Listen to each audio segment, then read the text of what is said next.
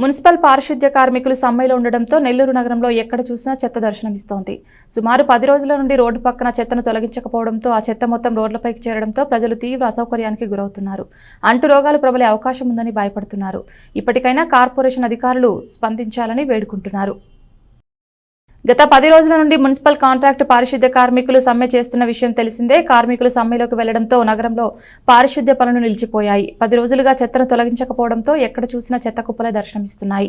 అధికారులు శాశ్వత పారిశుద్ధ్య ఉద్యోగులచే ప్రైవేటు వాహనాల ద్వారా చెత్తను తొలగిస్తున్నప్పటికీ ఇంకా అనేక చోట్ల చెత్త కుప్పలే దర్శనమిస్తున్నాయి. ప్రధాన రహదారుల్లో మాత్రం ప్రస్తుతం చెత్తను తరలిస్తున్నారు. ప్రధాన రహదారులు మినహా మిగిలిన అంతర్గత ప్రాంతాలు రోడ్లలో చెత్త కుప్పలే దర్శనమిస్తున్నాయి. రోడ్ల పక్కన పేరుకుపోతున్న చెత్త పెరిగి రోడ్లపైకి చేరుతోంది. దీంతో ప్రజలు తీవ్ర అసౌకర్యానికి గురవుతున్నారు. చెత్త వల్ల అంటురోగాలు వ్యాప్తి చెందుతున్నాయని భయపడుతున్నారు.